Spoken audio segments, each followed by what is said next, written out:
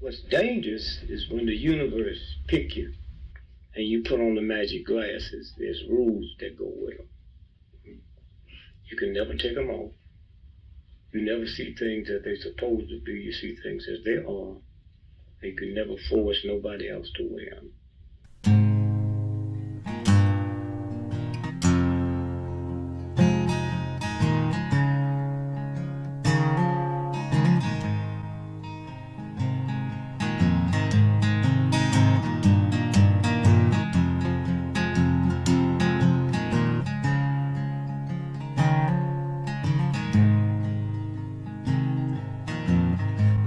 I think while I lie awake and contemplate tonight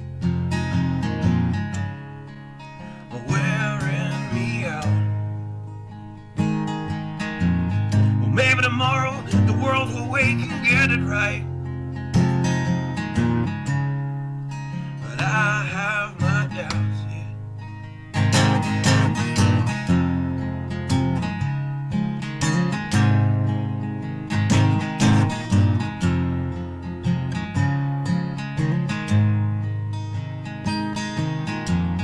During the day, well, I design machines of war that scream through the sky. 'Cause I, for one, I like to go to bed free at night under these stars and stripes. And I have my doubts that we're coming out. Yes, I have my doubts, and I have my doubts that we'll make it back out. Yes, I have my doubts, but they'll wind you up and pull the cord until you're spun right out.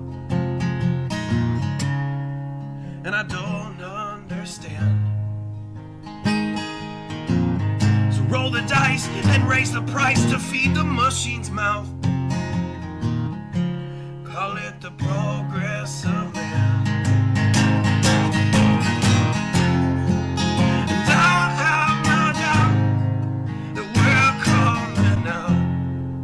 Yes, I have my doubt. And I have my doubt that we'll make it back out. I have my doubts, so I'll drink my stuff and raise some hell and shoot my guns to the end of my time. You can have the booze and go to hell and take the guns, but I know they won't be mine.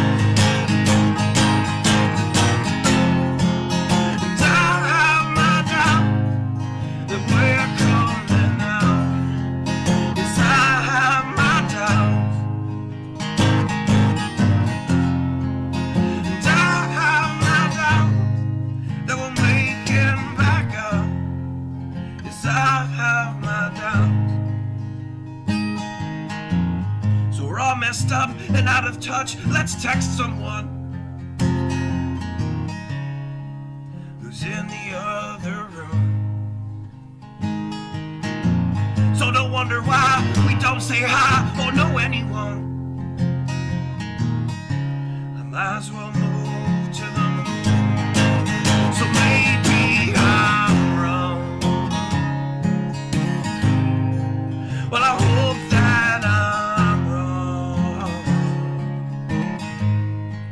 So maybe I'm wrong. Well, I hope that I'm wrong.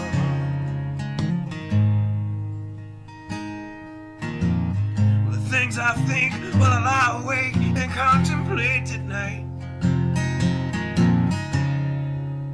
are wearing me out.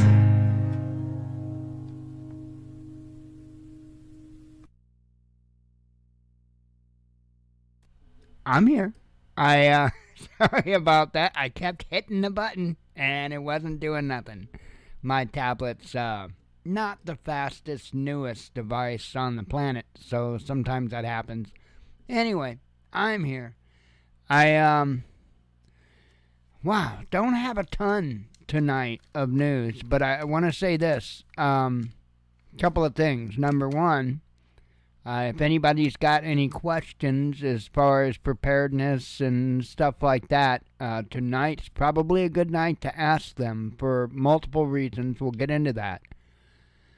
But out of the gate, before we get started, as of a few hours ago, one of the groups that I'm a member of on Facebook, as of a few hours ago, they were like 97 people away from 75,000 members. So I did it as the intro was going, so you may have to click, refresh in order to see it, or those that are in the live chat now. I'm putting the link to that group, and it's just titled Prepping. Pretty simple, pretty basic, just titled Prepping. That's the cover photo. And again, there were like 97 members away from 75,000. And so I figured I'd give them a shout out. They've kept me around since I've joined. I haven't been a member for a real super long time. But you know me, I may have the right to remain silent, but I don't have the ability. And so, I've even tussled with their quote-unquote, what do they call it, group expert. And to the point that he got pissed off and blocked me. So, and I'm still there. So, that says a lot. That says a lot. I think Ruth is the name of, I think she was the founder. And she does a bang-up job moderating over there.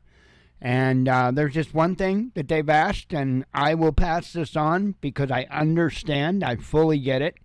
They are asking people to refrain from discussing firearms because of all of the bad light that they get from Zuckerberg and company.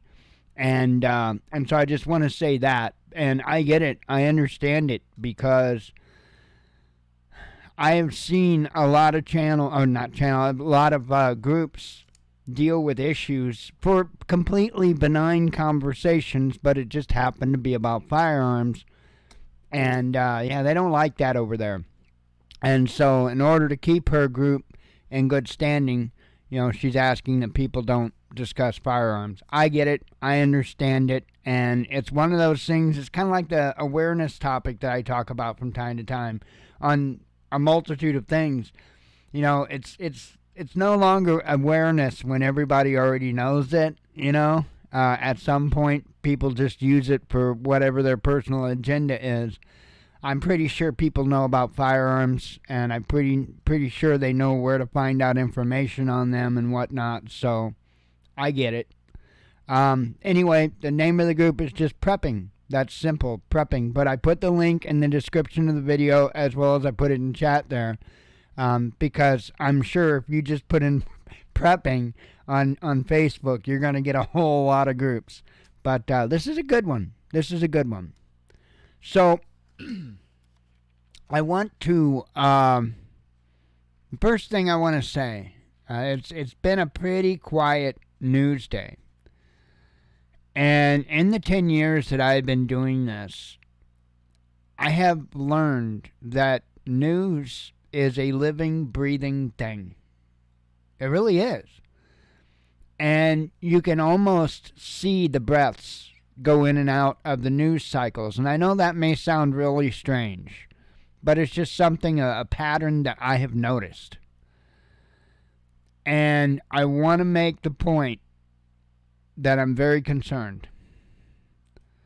It seems like today that news is taking that breath of air because it's about to gasp.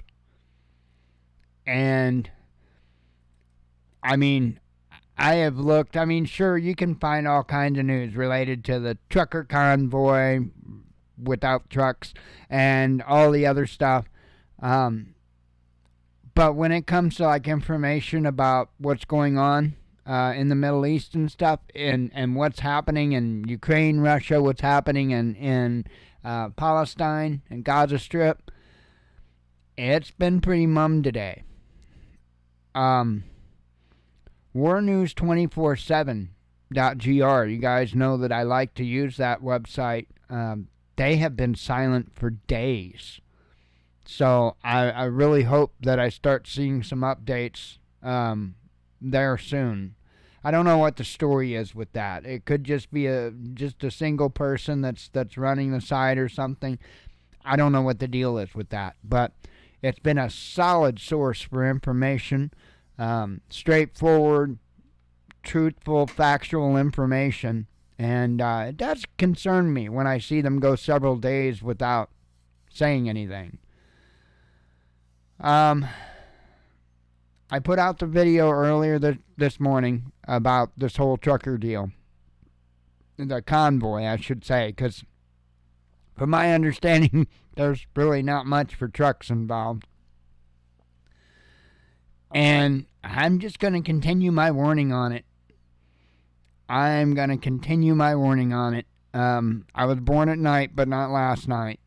And when I found out who was behind this, there are two outcomes I see here. One, people could be walking into a world of hurt for themselves. Or two, people could get taken for their donations. And I say that because, gee, what happened a year ago? People got taken for their donations. I mean, there was tons of money that got donated to support the truckers going to D.C. And then that money just kind of got shuffled, oops, through a couple of hands, and now we don't know where it is. We don't know what's going on. It's those same folks that are running this one. People need to be aware of that. I haven't heard anything more as far as this situation. I don't want to say necessarily involving Iran, but we all know.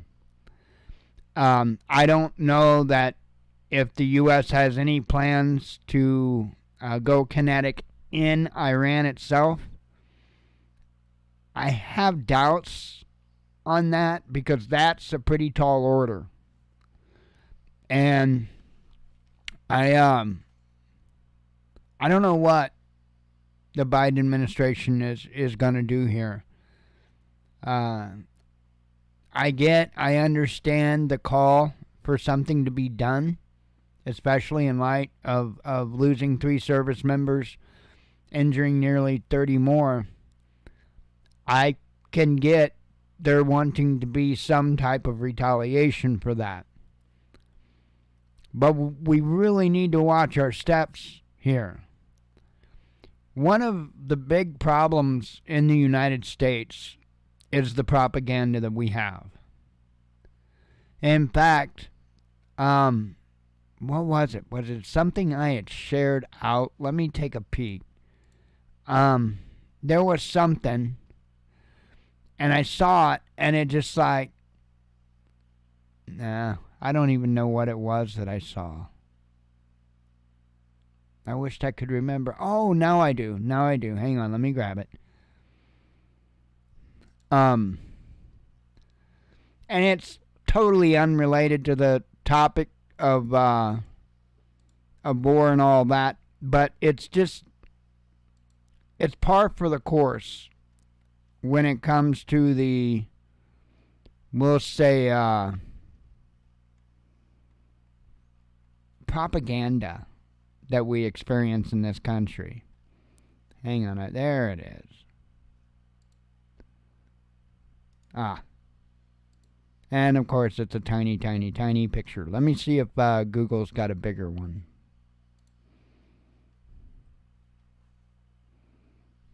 They may have. Oh, yes, indeed. Oops, quit. No, don't be playing nothing.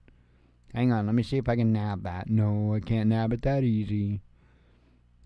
Hang on.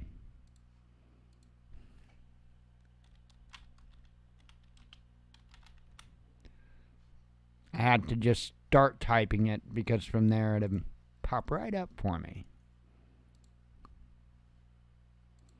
Because somebody doesn't delete their history, their browser history. And I am that way on purpose. On porpoise.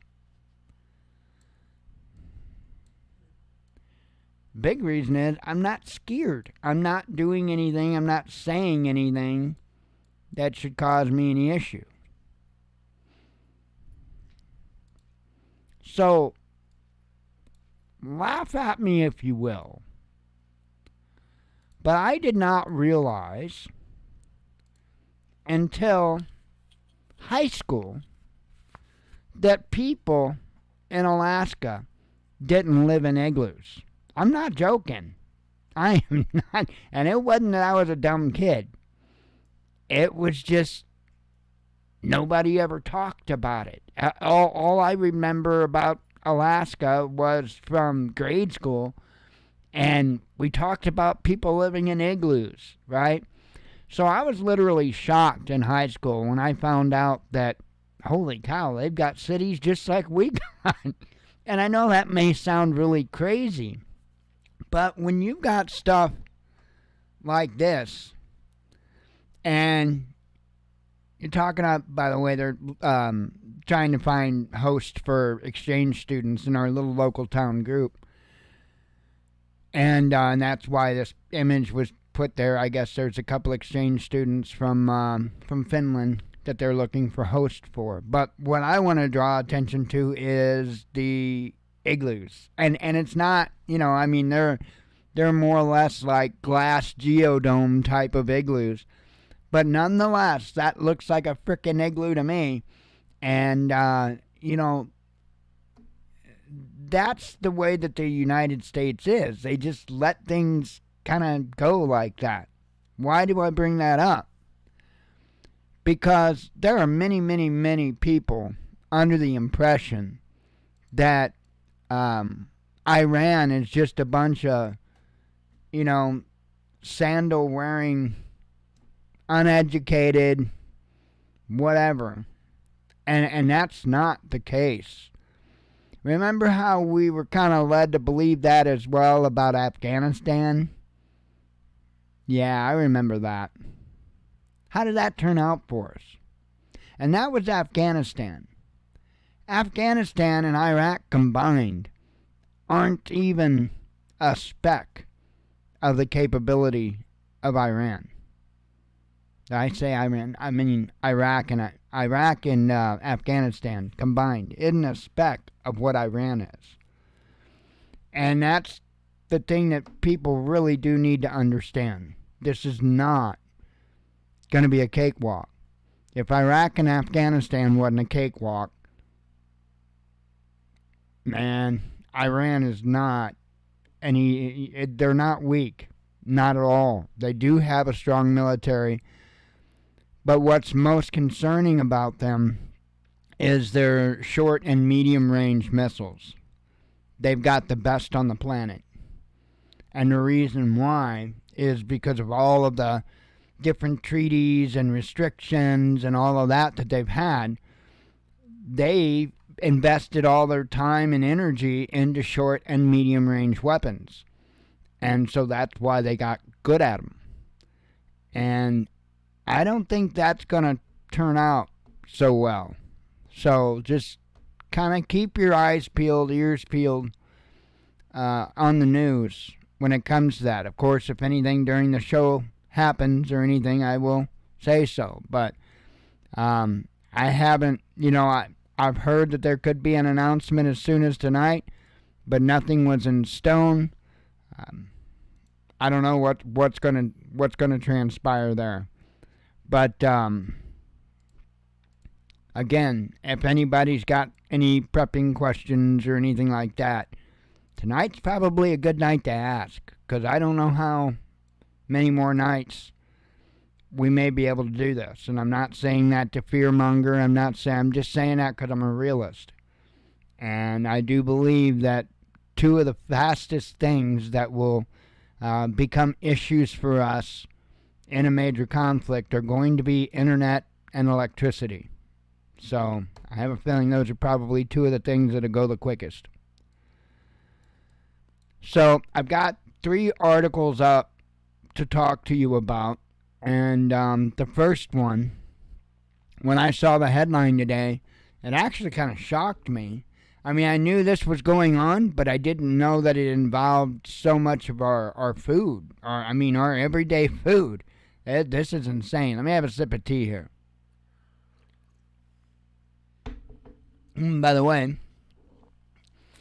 I got a little snacky earlier. It happens. And we're not really snacky kind of people. We don't keep a lot of snack stuff around. And so I took some Augustin Farms potato, not the shreds, the chips, I don't know what they call them, slices. They call them potato slices.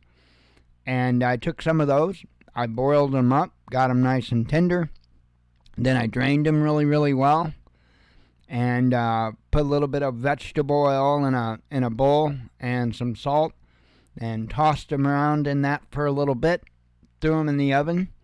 And a lot of them turned out kind of darkish, but good. I mean, they are good. I can't eat many of them because they are also a little bit on the hard side. And when you've got 2 teeth, that's not the easiest thing to eat. So that, and I don't want to break off those 2 teeth. So couldn't eat a lot of them, but boy, they sure were good. Anyway, aside from that, this shocked me to find out that the issue was this widespread. Prisoners in the U.S. are part of a hidden workforce linked to hundreds of popular food brands. That shocked me. And as the details go, it's even more shocking. Now, I knew that they use, I'm sure most of us knew that they use prisoners for labor. Here in the state of Illinois, they use prisoners to, or at least they used to anyway, use prisoners to make license plates. However, and it's a practice that I've not been a fan of, and the reason why is because it's legalized slavery.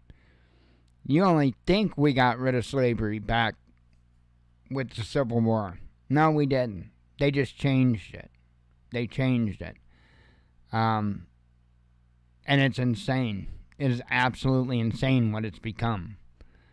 But, and I know, I get it. Oh, they got in trouble. They did it. Whatever. People, I think that there's only a few things that somebody could do that they actually lose any rights. But most of the people that's in prison aren't in there for that type of crimes. And I'm speaking about anything from murder to rape. That's not what most people are in prison for. And in fact, a lot of people are in prison for pretty small stuff, to be honest. And I think putting people like that in hard labor that's not right. And you'll see here. Let me just go to the article. Hidden path to America's dinner tables begins here at an unlikely source, a former southern slave plantation that is now the country's largest maximum security prison. Funny how that works, ain't it? Unmarked trucks packed with prison-raised cattle roll out of the Louisiana State Penitentiary, where men are sentenced to hard labor and forced to work for pennies an hour or sometimes nothing at all. After rumbling down a country road to an auction house, the cows are bought by a local rancher and then followed by the Associated Press another 600 miles to a Texas slaughterhouse that feeds into the supply chains of giants like McDonald's, Walmart, and Cargill. Intricate, Invisible webs just like this one link some of the world's largest food companies and most popular brands to jobs performed by U.S. prisoners nationwide, according to a sweeping 2-year AP investigation into prison labor that tied hundreds of millions of dollars worth of agricultural products to goods sold on the open market. So, when we come down on things like clothing and shoes and stuff like that being made by slave labor in places like Vietnam, places like China, it's happening with our food too, right here in the United States of America. They are among America's most vulnerable laborers. If they refuse to work, some can jeopardize their chances of parole or face punishment like being sent to solitary confinement. They also are often excluded from protections guaranteed to almost all other full-time workers, even when they are seriously injured or killed on the job. The goods these prisoners produce wind up in the supply chains of a dizzying array of products found in most American kitchens, from Frosted Flakes cereal and ballpark hot dogs to Gold Medal flour, Coca-Cola, and Riceland rice. They are on the shelves of virtually every supermarket in the country, including Kroger, Target, Aldi, and Whole Foods. Some goods are exported, including to countries that have had products blocked from entering the U.S. for using forced or prison labor. Many of the companies buying directly from prisons are violating their own policies against the use of such labor, but it's completely legal, dating back largely to the need for labor to help rebuild the South's shattered economy after the Civil War. Enshrined in the Constitution by the 13th Amendment, slavery and involuntary servitude are banned except as punishment for a crime. That clause is currently being challenged on federal level, and efforts to remove similar language from state constitutions are expected to reach the ballot in about a dozen states this year. Some prisoners work on the same plantation soil where slaves harvested cotton, tobacco, and sugar cane more than 150 years ago, with some present-day images looking eerily similar to the past. In Louisiana, which has one of the country's highest incarceration rates, men working on the farm line still stoop over crops stretching far into the distance. Willie Ingram picked everything from cotton to okra during his 51 years in state penitentiary, better known as Angola. During his time in the fields, he was overseen by armed guards on horseback and recalled seeing men working with little or no water passing out in triple-digit heat. Some days, he said, workers would throw their tools in the air to protest, despite knowing the potential consequences. They'd come, maybe 4 in the truck, shields over their face, billy clubs, and they'd beat you right there in the field. They beat you, handcuff you, and beat you again, said Ingram, who received a life sentence after pleading guilty to a crime he said he didn't commit. He was told he would serve 10.5 years and avoid a possible death penalty, but it wasn't until 2021 that a sympathetic judge finally released him. He was 73. The number of people behind bars in the United States started to soar in the 1970s, just as Ingram entered the system, disproportionately hitting people of color. Now, with about 2 million people locked up, U.S. prison labor from all sectors has morphed into a multi-billion-dollar empire, extending far beyond the classic images of prisoners stamping license plates, working on road crews, or battling wildfires.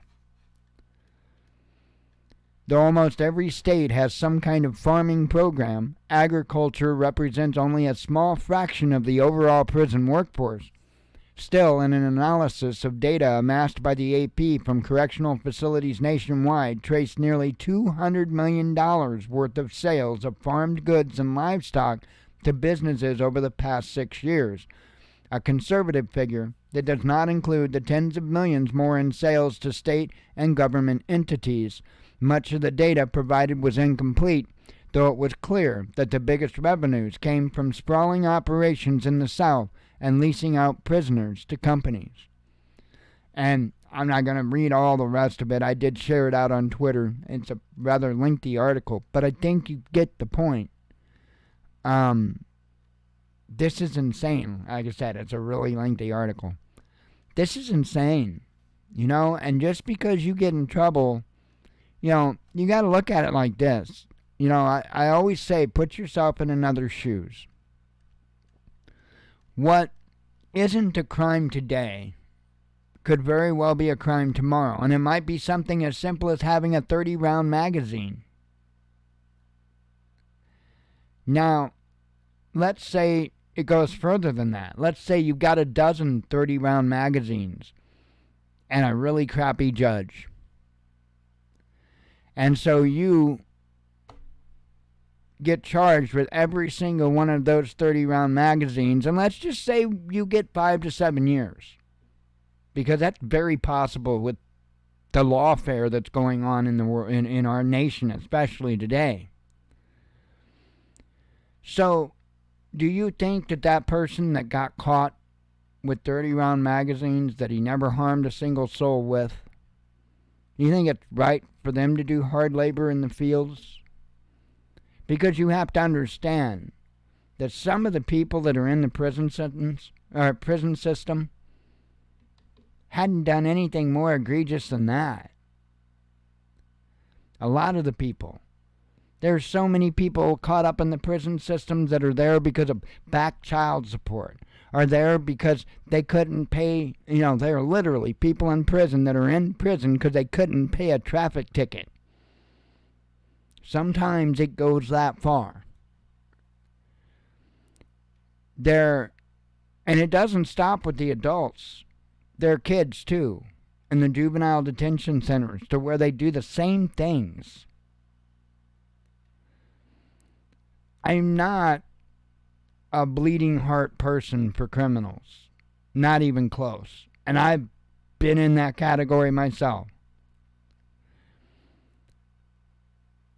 But I also have enough common sense to know that not everybody that's behind bars are really criminals. In fact, there's a lot of good people that got caught up in BS one way or another, and they're behind bars. A lot of good people behind bars.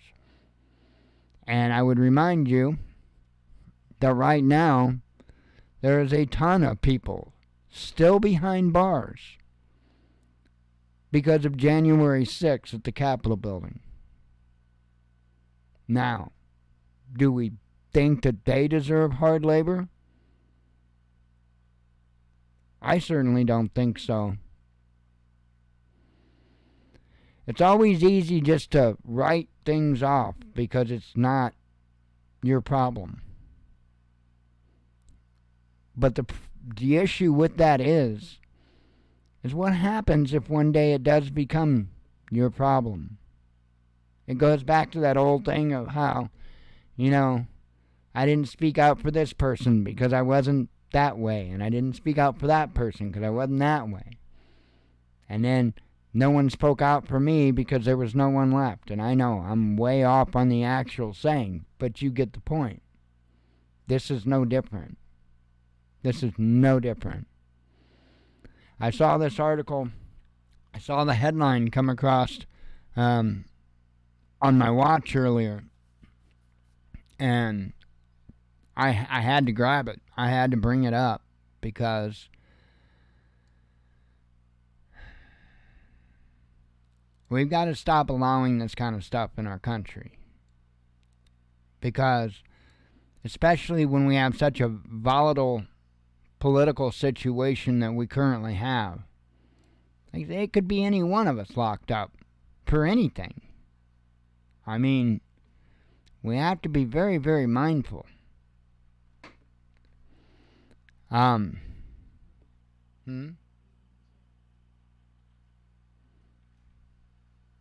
yeah, I agree, and I think you're referring more as to like the situation with the January 6th folks. Yeah. I look at that and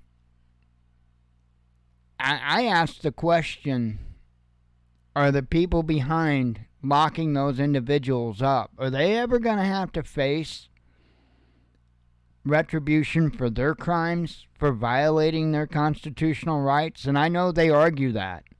And I know that all they have to do is associate it with some form of terrorism, and all of a sudden all their rights go up in smoke. I don't know.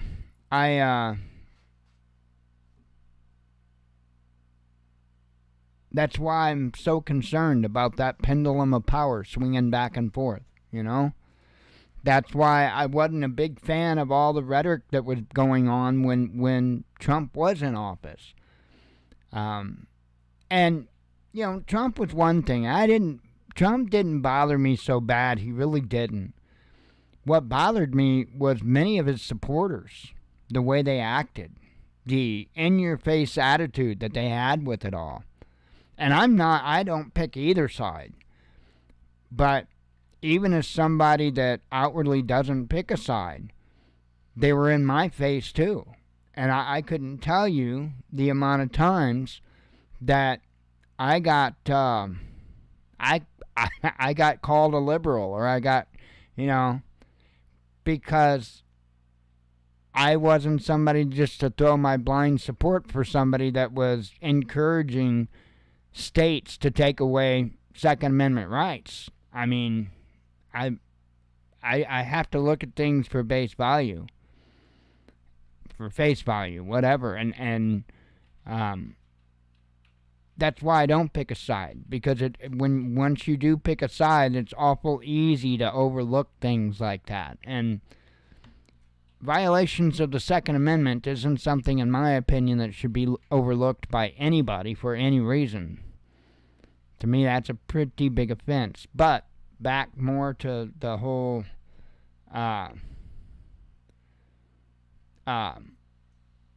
them being locked up and not even having, like, the trials, the pre-trials and stuff. That's insanity. I'm not even sure what the new apostolic,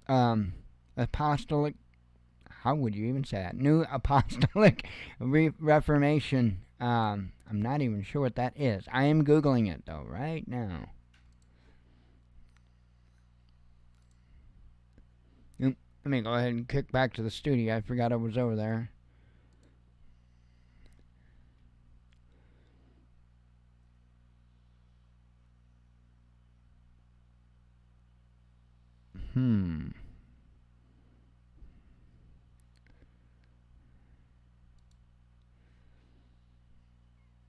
This here says the New Apostolic Reformation, or NAR, is an unbiblical religious movement that emphasizes experience over scripture, mysticism over doctrine, and modern-day apostles over the plain text of the Bible.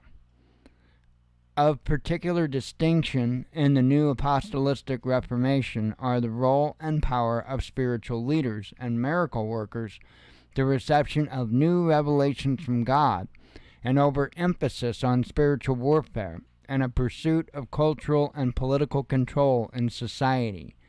The seeking of signs and wonders in the NAR is always accompanied by blatantly false doctrine.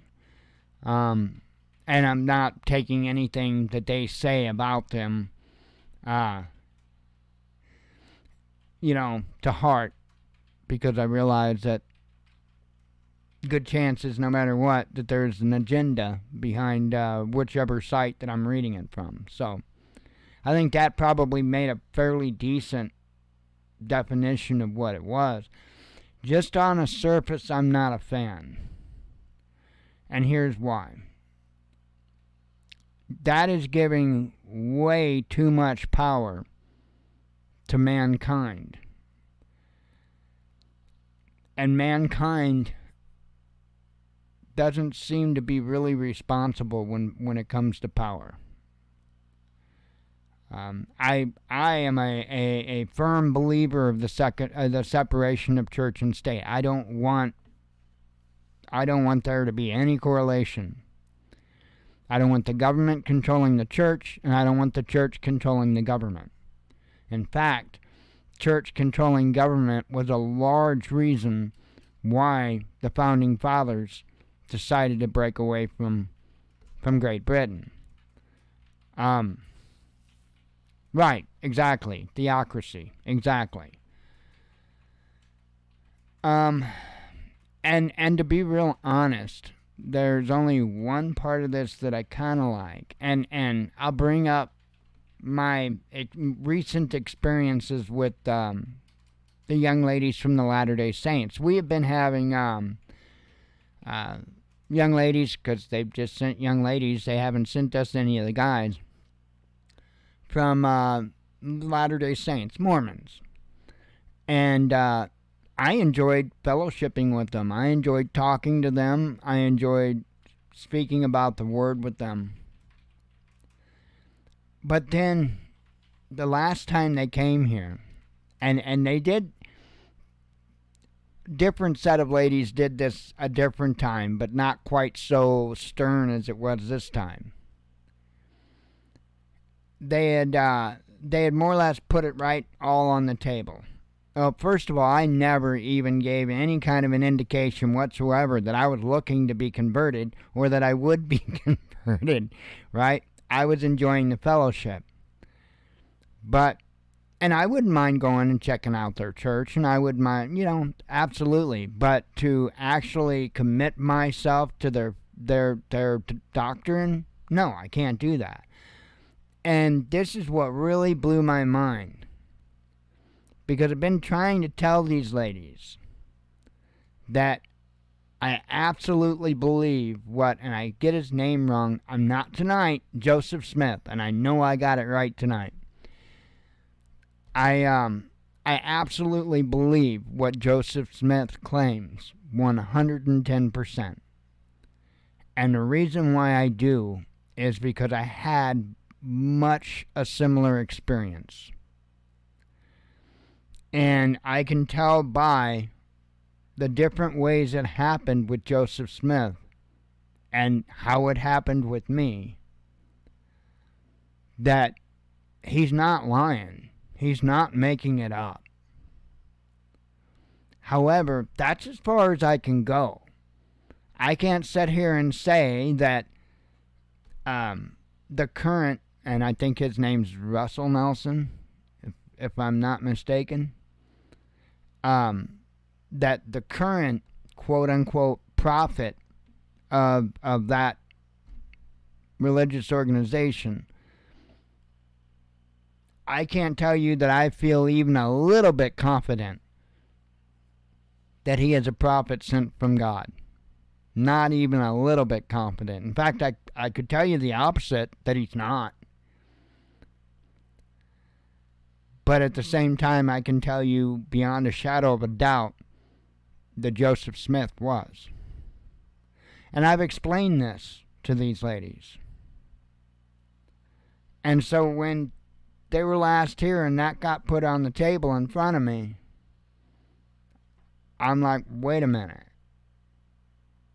Number one, not only did I, just like Joseph Smith, make a vow to the Father that I would not belong to any religious organization, and that I would put 100% of my energy and faith into the Father himself, not man's doctrines. These are much the same things Joseph Smith went through. And it was like, when I told these young ladies, they didn't even catch it, what I was saying to them. Like, it totally went over their heads.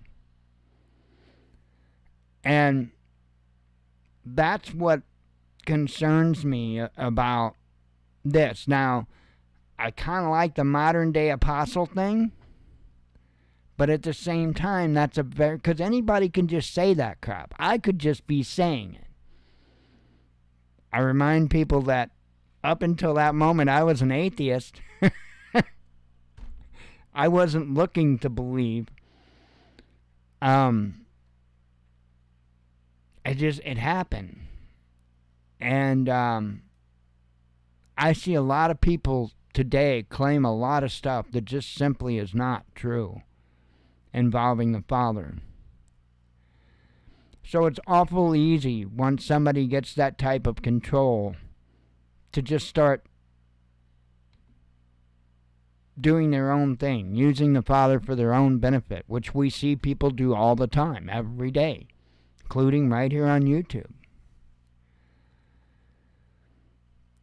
I'm afraid of that, because once you give somebody that much power, that they can start making claims and start making law, that's when you invite serious problems.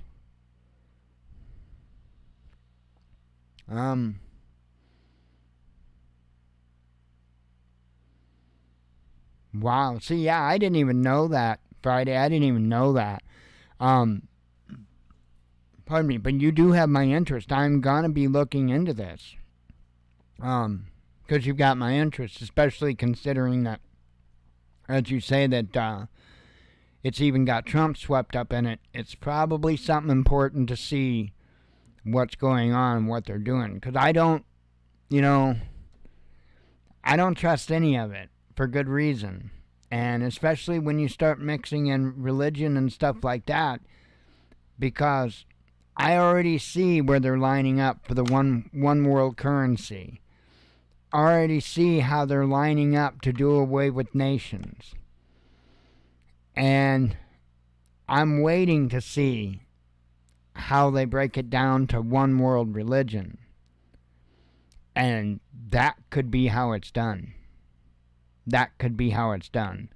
What I have been suspecting up until now, and still could be correct, is that how they're going to do it is they're going to, like, point out, for instance, what's going on in the Middle East. And say that's why we got to do away with this and just have one religion that everybody respects, because then there won't be any more wars over, no more religious wars, holy wars. And that's the way I fear they're going to do it. But that's kind of a stretch. I think they would be much more likely to be able to pull it off by doing something like you're mentioning and involving the government with it. And yeah, I will have to check that out, Friday. I appreciate you bringing that up to my attention, because I had no idea. No idea.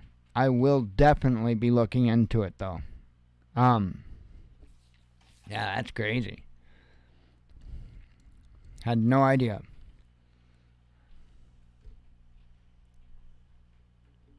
Wow. Yeah, I'm shocked that I was. It seems like I've heard NAR before, but isn't that the acronym for another big organization too? I thought.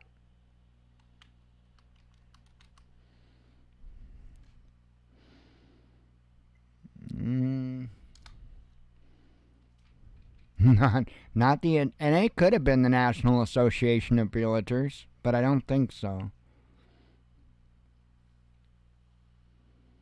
Ah, there it is. That's what it is. National Association of Rocketry. I guarantee you that's where I've heard NAR before. National Association of Rocketry, because of model rockets and stuff. That's where I've heard it before.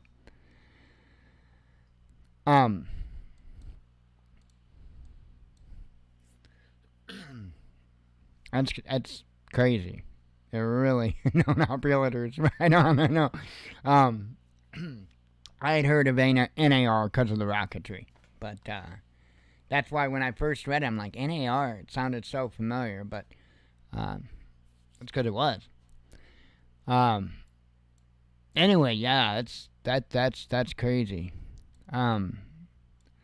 Last night, got another article up there. That's nothing breaking, but let me get it out real quick.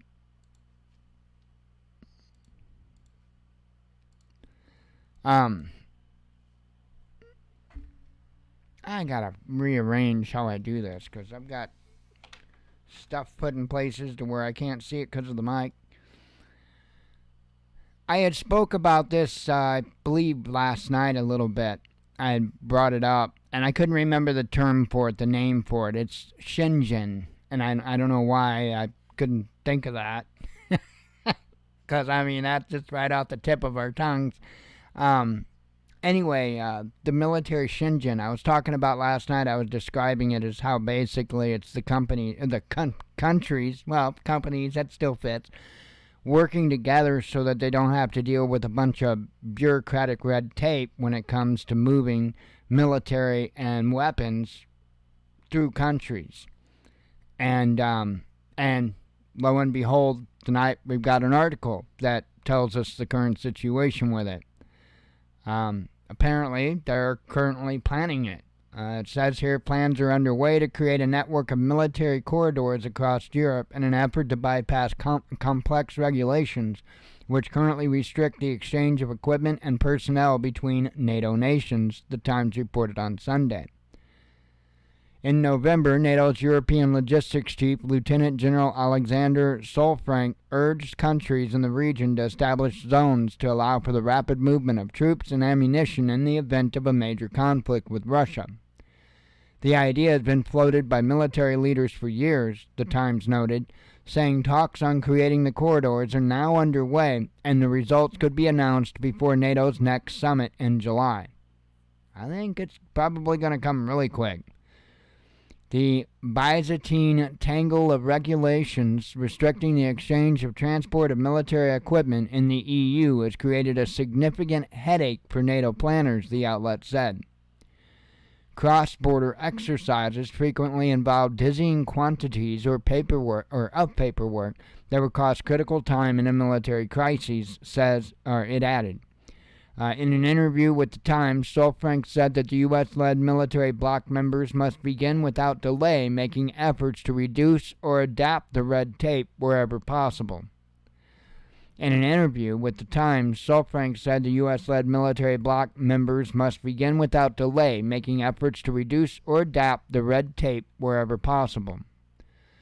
Everyone can start, just do it and don't wait, because in the end we have no time to waste, he warned. And this is why I'm saying I think that they expect it a lot sooner than what we're hearing leaders talk about it. And I'm referring specifically of conflict between Russia and NATO. You know, there are some saying that it's very likely 5 years out or so. I don't think so. I think they're trying not to spook the people too much. I think that we're right on the doorstep of it. I really do. So this is currently being planned. I know I had brought it up last night, but I didn't know exactly where they were on it. I knew that they had talking about it, but I didn't know where they were. So apparently they are currently talking about it. I have a feeling it won't take them real long, though, and they're going to get everything all ready to go, and I have a feeling it's going to happen real quick. Hang on, tea. It is kind of hard to do the evening show without my coffee, but I'd rather be able to sleep a little easier. Let's see. All right. I've got another article here. I don't know what the heck that's all about, but hang on, let me look. Oh, we may have an update on the War News website. Let me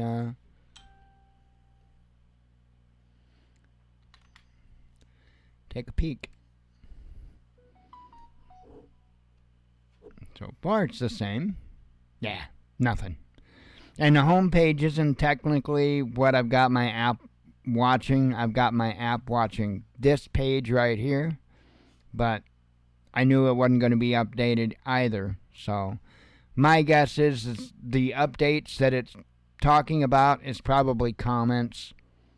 So, but as far as the home page or the War Monitor page, either one, nope, same stuff.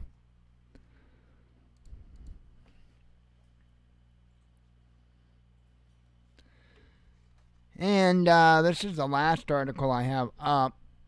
Belarus now a nuclear power, says Putin. Belarus has joined the club of nuclear powers, President of Russia Vladimir Putin said on Monday. He was referring to Minsk successfully operating its first nuclear power station, which was built by Rosatom, Russia's state atomic energy corporation. Belarus Energy Ministry gave the official green light in November to the commercial operation of the station's second power unit, with a total power generating capacity of 2,400 megawatts. The plant is expected to cover up to 40% of the nation's energy needs, the media reported at that time. This is a major step forward, Putin said on Monday. Commenting on the development, the Russian leader said that construction of the power plant had given rise to a whole new industry in the neighboring country. In this sense, Belarus has certainly become a nuclear power, he added. Located not far from the city of Ostrovets in northwestern Belarus, the power plant was built between 2013 and 2023 by Atomstroyexport, a subsidiary of Rosatom.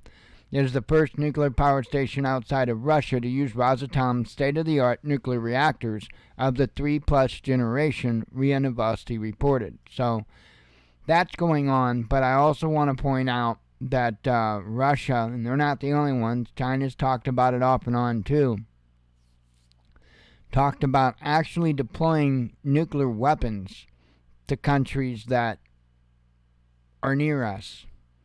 And I'm sure a lot of people, including myself, would automatically think of Cuba, which probably a good thing to do.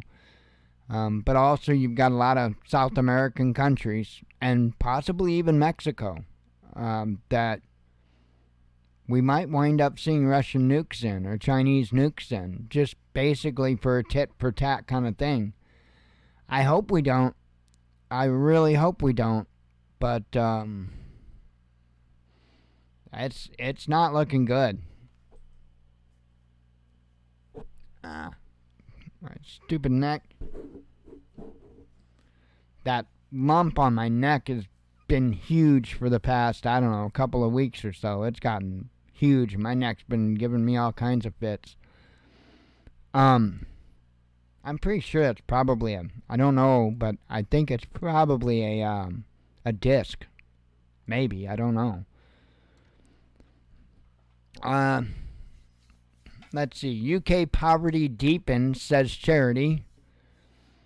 EU has plans to sabotage Hungary's economy over Ukraine, says Financial Times. Nuclear power generation to hit all-time high, says IEA. Ukrainians feeling increase in Poland's crime rate, says media. Houthis claim missile attack on U.S. warship. Western Europe's energy supply is vulnerable, says Bloomberg. Hungary accuses EU of blackmail. Several people killed as Ukraine shells Donetsk, says mayor. I don't know what it is. I'm not getting real sound sleep either. And then I'm just tired all the time. I told Jen last night, all I want to do is sleep. And I don't do that. In fact, I sleep very little. But that's all I ever want to do is sleep. I've been hurting quite a bit. And it doesn't make sense because I only normally hurt this bad like as the weather patterns are really in full swing. And no, it's non-stop now. I don't know what's going on, but it's less than enjoyable. Debt-ridden Chinese developer Evergrande liquidated. Zelensky claims huge increase in size of Kiev's forces. And I thought they were just happy to see me. Desperation of Ukrainian leadership hard to ignore, says Washington Post. Talks on NATO's military... Oh, I covered that one. Hang on. Oh, okay.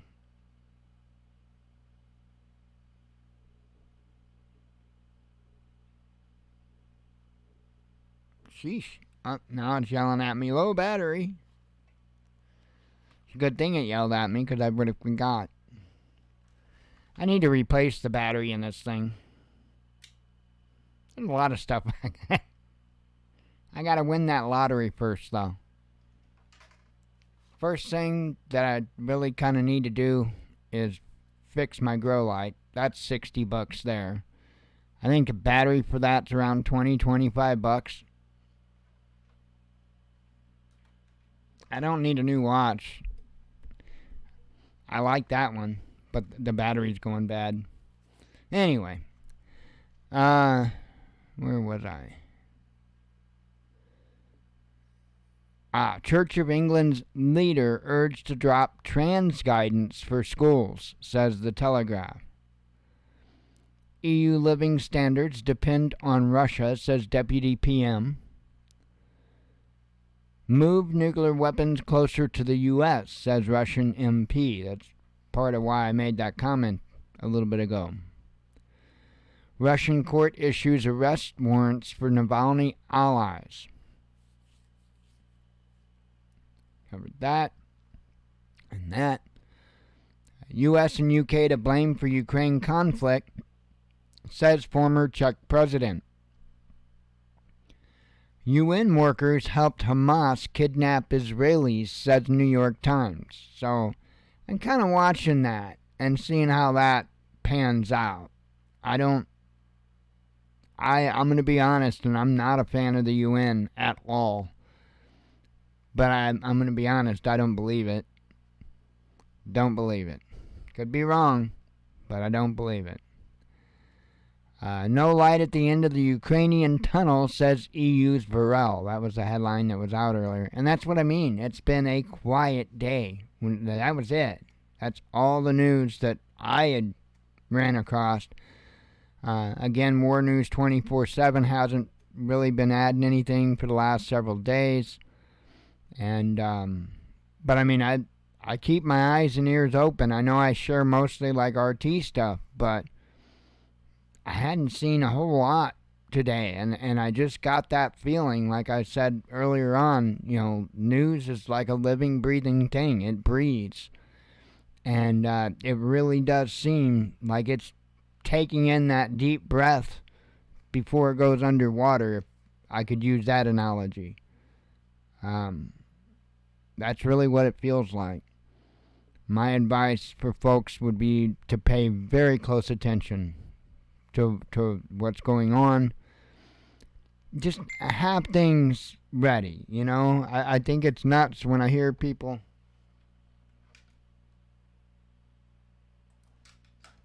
Okay, that's weird. Hang on.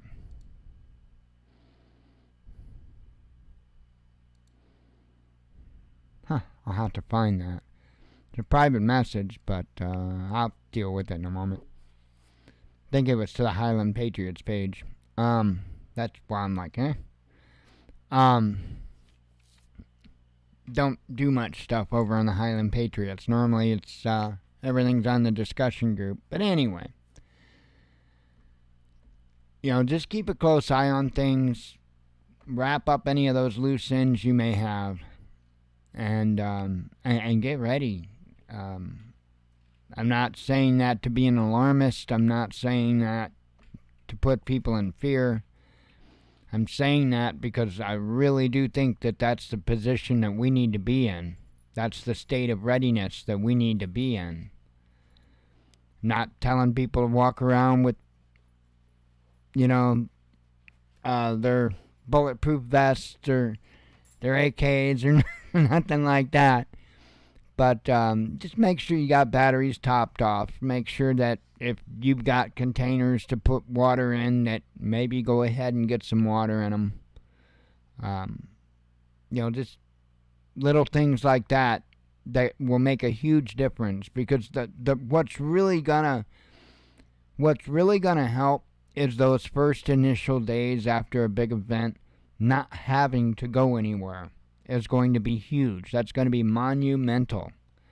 And again, I'm not of the camp that thinks it's going to be Mad Max in 24 hours in most cases. Now, there are certainly instances to where I do see that as a very good possibility. but not for most cases.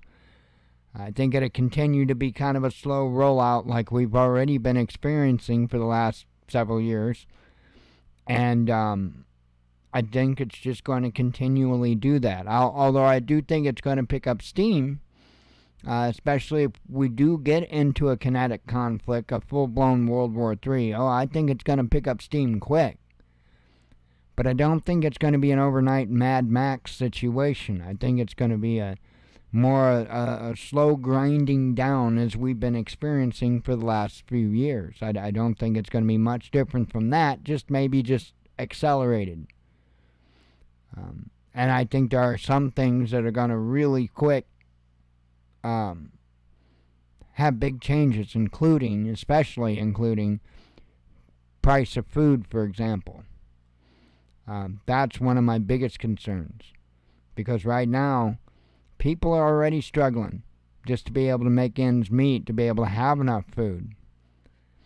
And I can't imagine it getting much worse. That is my biggest concern in this country, because we're not used to that. Most of us, I should say, are not used to that.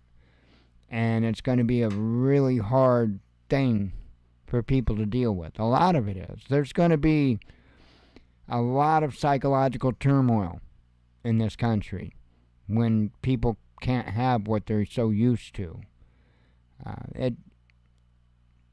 It's no surprise. I mean, we were a very wasteful country, and that's slowing down considerably because the money's not there. And you have a lot of things going on when it comes, for instance, to products, the shrinkflation and stuff like that. It's not the willy-nilly, I'll throw an extra few in anymore. You know, all these companies are tightening up their reins because, again, we're not the same fat and happy country that we were 5 years ago. And I think that's going to snowball as far as cost of food going up, availability going down, and not just food, general products as well. Our friend, I think there was 2 parts wrong, if I got this correct, on her furnace. A flame arrestor and a main board, the motherboard. Now, I couldn't tell you what furnace that she has. I have no idea. I probably could do pictures, because I've got pictures of the data plate. But years ago, I took pictures of the data plate. But I guarantee I got it somewhere. And I'm just real quick going to look up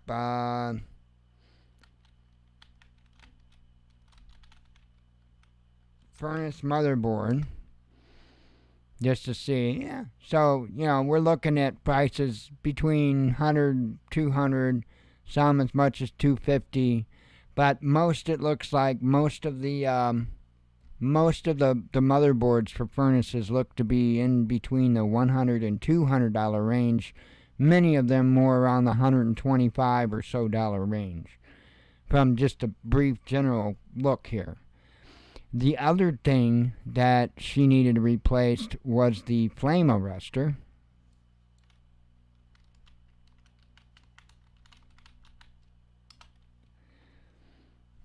Come on, load up.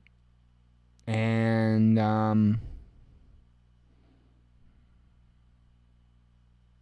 not quite sure what she's got.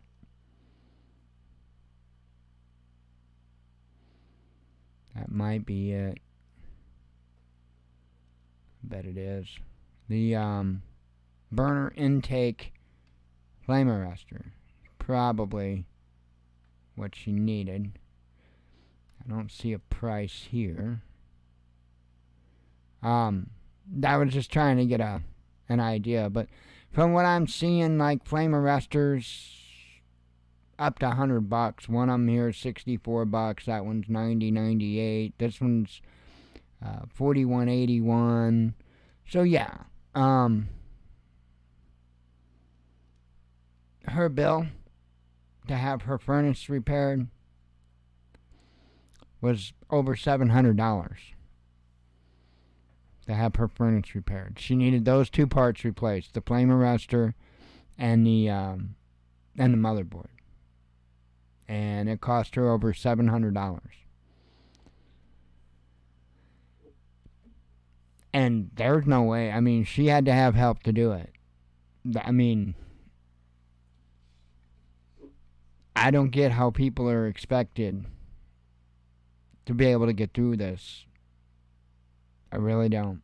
And again, the price of food just keeps going up and up and up. We'll see, but my advice is to be ready. I think that there's going to be a breaking point, and although I really don't think that we're looking at an instant Mad Max situation, once it starts, and I mean the serious turmoil starts, regardless of it's an instant Mad Max situation or not, it's going to slowly snowball. Maybe in some cases not so slowly. And I have a feeling that we better get done anything that we feel we need done now. Because I think it's going to be increasingly harder to do those things in the very, very near future. So that's my advice. Get as ready to go as you can. I am going to get out of here so I can go say sweet nothings to my pillow. And I'll see you all tomorrow night, hopefully. I appreciate everybody coming. God willing, we'll be back tomorrow. I hope to see you then. As always, we love you all. I'm at a total blank. God bless you all. We love you all. Be one with your spirit. Have a good night. Shalom.